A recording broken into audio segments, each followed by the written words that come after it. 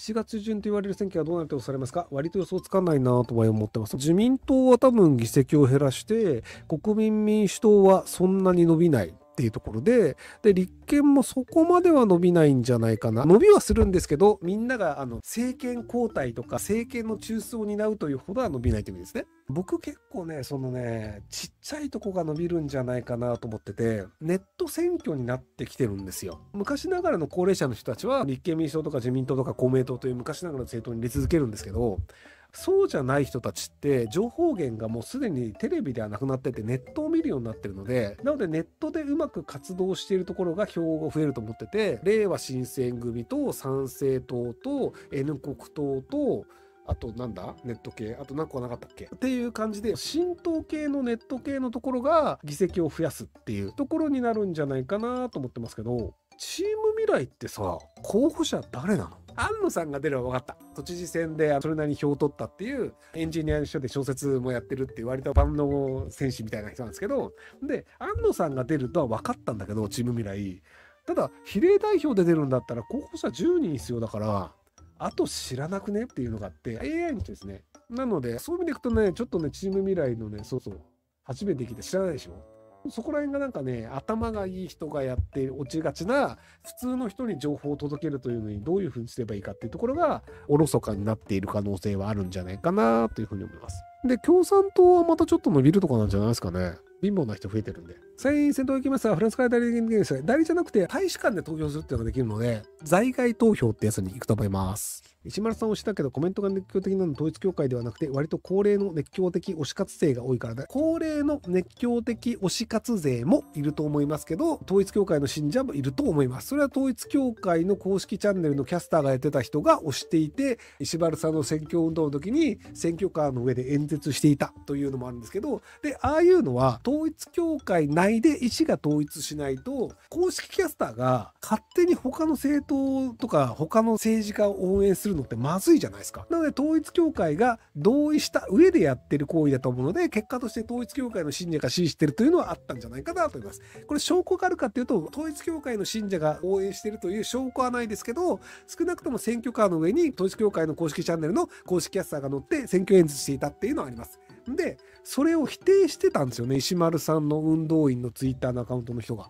なので、事実としてありますよねっていうのを拾ってきた写真を上げて、YouTube のこの人ですよねっていうのも上げてっていうのをやってて、なのでその事実を隠そうとしてたというのも事実なんですよ。石丸信二応援団みたいなので、公式応援団のアカウントの人が統一教会のキャスターが応援していることを否定したというのも事実なので、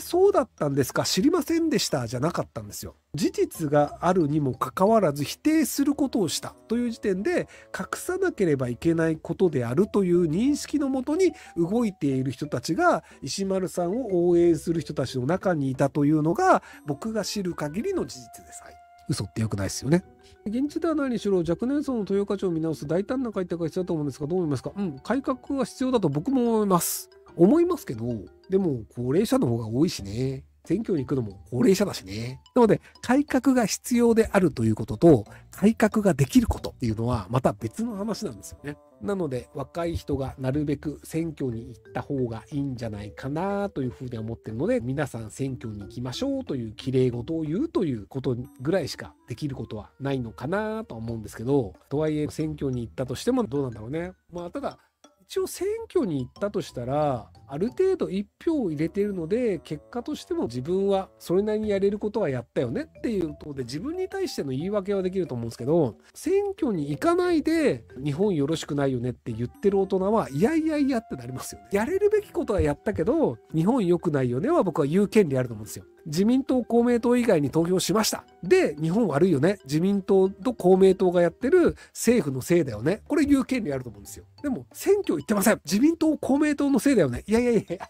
もちろんその人が行って1票入れたとしても変わらないよ。変わらないけど、ただ変えようとするという行動をした人と、変えようという行動をせずに文句だけ言ってるやつはやっぱ違うでしょ。いや、違わないんだけどさ1票入れたとしても変わらないんだけど、なんか個人としての心情の問題かなすげえどうでもいい合理的ではないことを言い出し始めましたね。なので大手を振って俺は自民党と公明党に投票しなかった、だから自民党と公明党に文句を言う権利があるっていう人か、俺は選挙に行ってないけど文句は言うぜ、子供かよっていう。子供ってさ投票権ないじゃん。だからいくら文句を言ってもいいんですよ。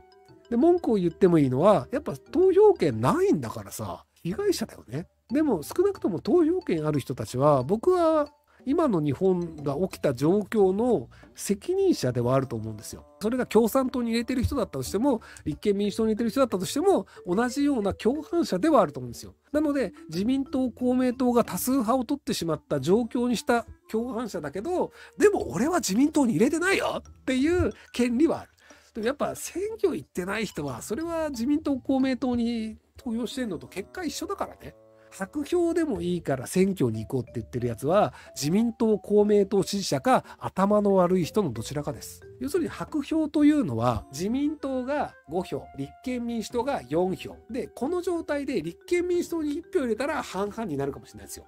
でも自民党5票、立憲民主党4票、白票1票。これ自民党に票を入れたのと一緒です。要するに白票とか棄権というのは、一番多い政党に票を入れたのと同じ行為なんです。なので、白票でも意味があるよって言ってる人は、自民党に勝ってほしい人が言ってるだけです。はい。なので、どんなクソな政党でも、とりあえず投票を入れるというのが正しいと思ってて、なので僕は基本的にはずっと又吉イエスさんっていう面白いさんに投票してて、どちらかというと、この人おもろっていう人に投票した方が、結果として面白いと思ってやってます。なんだろうな。僕が応援した人は受からないじゃないか。これそうなんですよ。だって受かる人を応援してもしょうがないでしょ。誰が受かるかで言ったら、もう自民党が勝つんだから、応援した人が受かるっていうのをやりたいんだったら、自民党を押しますよ。公明党を押しますよ。だってそれが政権取って与党取るの分かってるんだから。なぜ応援するかっていうと、勝てないから応援するんですよ。勝てるやつ応援したって意味ないでしょ。だから僕が応援した人が負ける。そりゃそうだよ。勝てないから応援したんだもん。勝てるんだったら応援しないよ。例えばじゃあさ、僕がその東京都で小池都知事を支援してたとします。小池都知事勝ってほしい。もう応援必要ないよ。勝てるんだもん。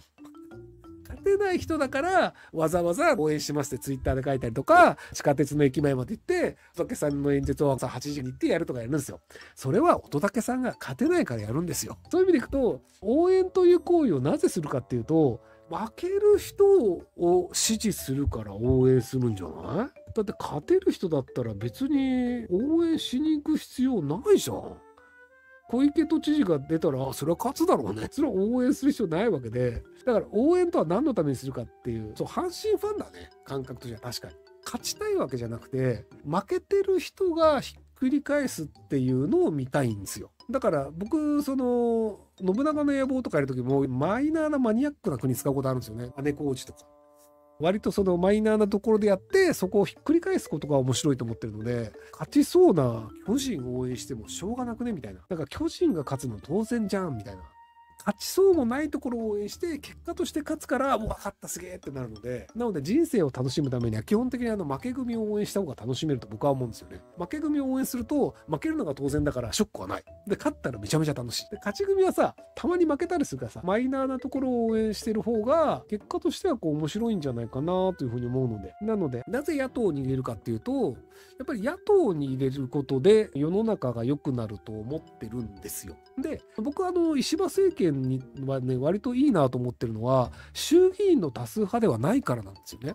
なので石破政権って結局方向性を決めるために維新とくっついたりとか立憲民主党と話をしたりっていうので、野党の意見もきちんと取り入れないと政策ができないような状況になってるんですよ。自民党公明党最高、自民党と公明党だけで物事決めますってならなかったんですよね。なのでそういう形で野党の力が増えたことによって野党の意見というのも考慮しなければならなくなったっていうのは僕は日本にとって良かったと思ってるので、なのでやっぱ与党が過半数を持たない方が結果として多くの意見が取り入れられるということになるんじゃないかなと思ってるので、なので基本的には野党を応援する方がバランスを取る必要があるので世の中良くなるんじゃないかなというふうには思っておりますけども、はい。野党である立憲民主党がじゃあ政権取りましたってなったら、多分僕は立憲民主党じゃない野党、与党じゃないところを応援する、そういう立ち回りをするんじゃないかなと思います。はい。それでも野党が出したのが手のひらがそうなんですよね。国民民主党の方の顔を見ながら結果としてこう維新と組みますみたいなバランスをよくやっちゃってるのは、そこはやっぱり